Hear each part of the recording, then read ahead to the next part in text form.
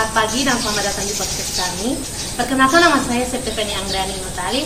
Di sini saya sebagai host dan teman-teman saya Lucia Omatikan, saya Agnes Putri Pinanda, saya Benedikta Aurelia Ranudution, saya Agustina Sinta Cantika. Baik, teman-teman, pada podcast kita kali ini kita akan membahas tentang perusahaan negara, penggabungan, peleburan, dan pengambil ahlian perusahaan. Untuk itu, ayo kita simak bersama-sama, karena nanti teman-teman saya akan membagi pengetahuannya melalui podcast ini. Sebelum itu, kita harus ketahui terlebih dahulu, apa sih itu perusahaan negara?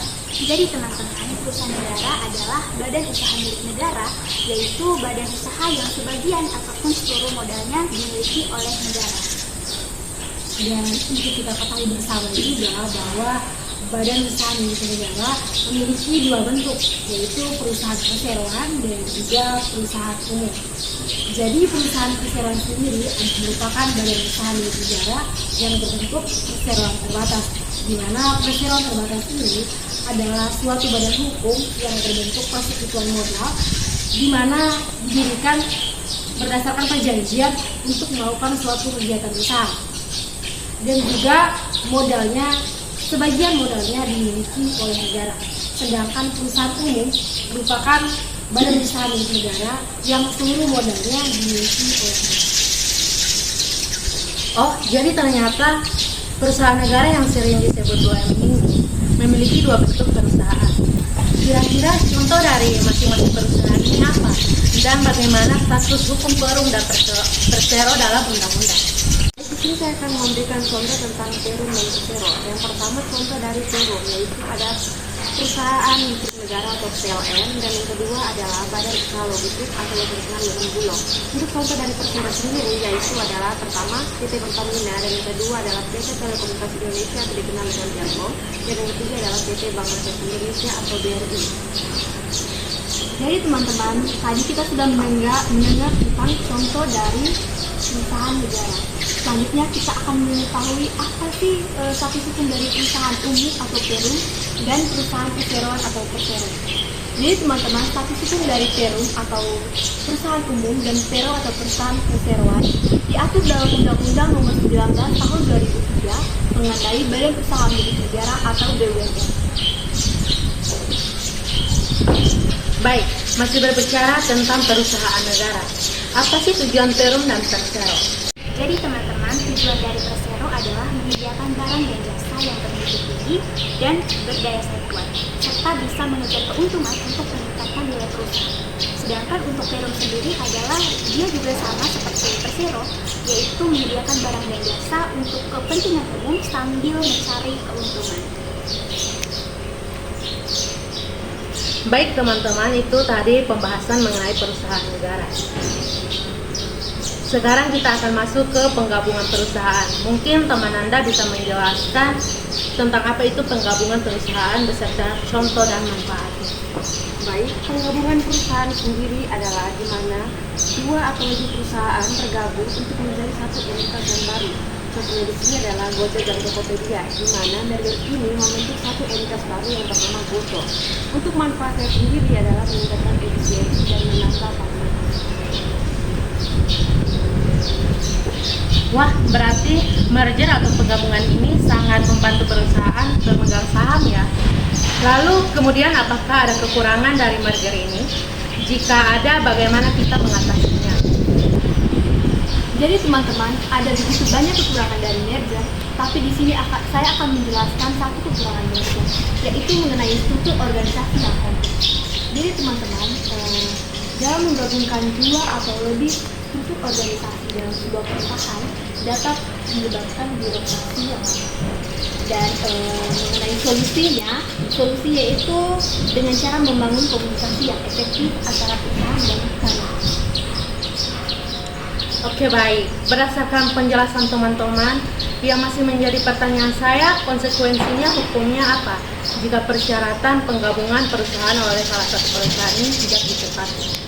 Jadi, jika salah satu persyaratan penggabungan perusahaan tidak dipenuhi oleh perusahaan lain, maka akan menimbulkan konsekuensi hukum. Dan konsekuensi hukumnya meliputi yang pertama, yaitu batalnya proses merger. di mana penggabungan ini dianggap tidak sah dan batal secara hukum.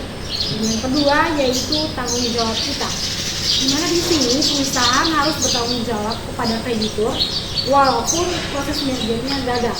Dan yang ketiga, perusahaan dapat menerima sanksi administratif dari otoritas terkait. Oke, jadi ternyata berdasarkan yang sudah teman-teman saya sampaikan ini, dalam penggabungan perusahaan juga ada kekurangannya teman-teman. Sehingga seperti yang sudah dijelaskan oleh teman lain, bahwa kekurangan tersebut bisa diatasi dengan solusi. Oh iya, dalam penggabungan ini apa pengaruh terhadap karyawan yang bersangkutan? Untuk pengaruh merger sendiri terhadap perusahaan di sini ada pengaruh positif dan juga pengaruh negatifnya.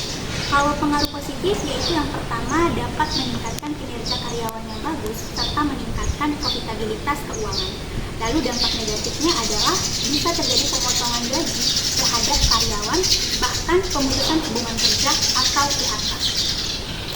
Baik, jadi itu tadi adalah pembahasan berkaitan dengan penggabungan perusahaan. Sekarang juga akan masuk ke materi peleburan. Mungkin teman Anda bisa menjelaskan terkait metode peleburan ini. Baik, di sini saya akan menjelaskan materi tentang peleburan perusahaan. Peleburan perusahaan sendiri adalah proses di mana dua atau lebih perusahaan saling melebur dan membentuk satu entitas baru dan membuat suatu badan hukum yang baru. Contohnya di sini adalah Bank Mandiri. Untuk manfaatnya sendiri adalah meningkatkan efisiensi seperti mengurangi biaya dan menambah sumber daya. Oke. Tetapi dalam proses peleburan ini bagaimana perusahaan dapat membangun kepercayaan kembali setelah peleburan? Jadi teman-teman, cara perusahaan membangun kembali kepercayaan setelah peleburan yaitu yang pertama itu adanya transparansi. Jadi dalam transparansi ini perusahaan perlu terbuka dan jujur mengenai dampak dari merger dan solusi dari merger. Yang kedua itu adanya komunikasi yang efektif antara perusahaan dan karyawan serta pelanggan. Dan yang ketiga itu fokus pada pelanggan dalam arti meningkatkan kualitas produk supaya pelanggan tidak lari dari perusahaan.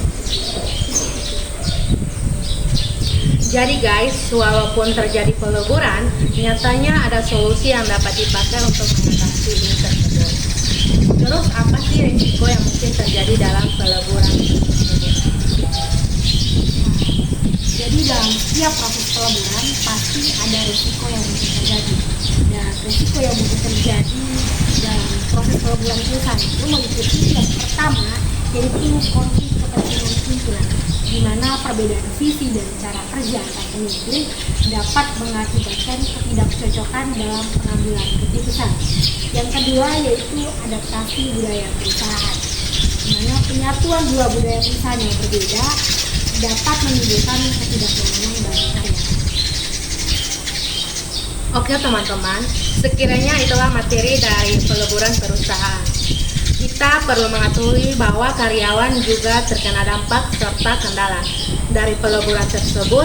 Materi selanjutnya atau materi terakhir, ini teman-teman di sini kita akan membahas tentang pengambil ahlian perusahaan. Mungkin teman lain bisa menjelaskan. Jadi proses pengambil alihan perusahaan itu di mana proses pengambilan perusahaan di mana suatu perusahaan membeli atau mengakuisisi secara penuh kontrol mengenai perusahaan yang lain. Jadi contohnya itu perusahaan Facebook atau sekarang kita kenal dengan Meta. Dia mengakuisisi perusahaan Instagram pada tahun 2012 dengan membelinya sebesar 1 miliar US dollar. Dan manfaat dari proses akuisisi ini yaitu untuk memperluas jangkauan pasar dan memperluas wilayah jangkauan pasar perusahaan. Kemudian tidak hanya itu, akuisisi perusahaan dapat mengatasi kesulitan keuangan yaitu dengan menghindari kebangkrutan dan mendapatkan akses ke modal. Apakah akuisisi bisa mengurangi persaingan usaha? Bisa.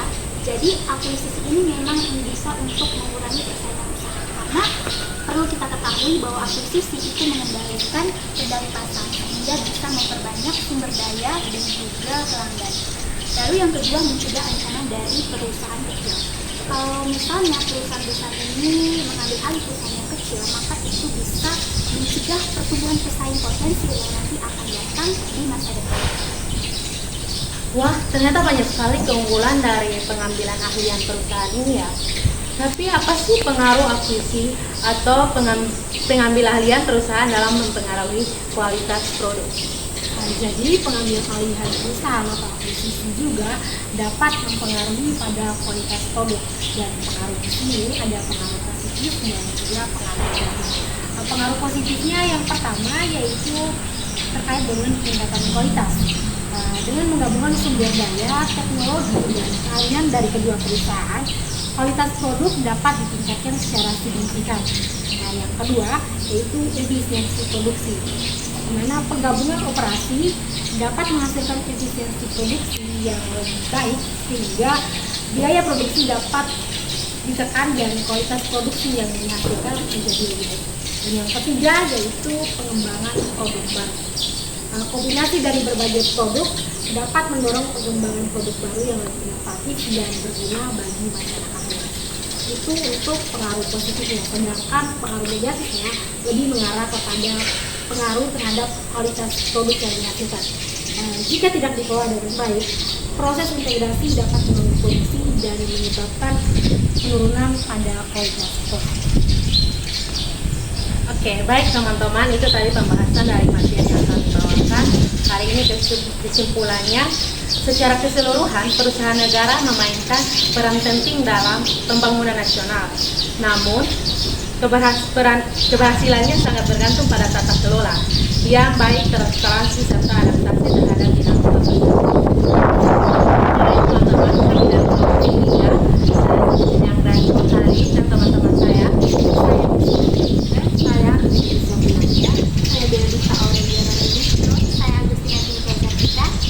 dan materi yang tadi kami sudah jelaskan, semoga materinya bisa menambah pengetahuan dan bisa bermanfaat bagi teman-teman semua ya. Kami dari kelompok 3 mengucapkan terima kasih dan sampai jumpa. Bye.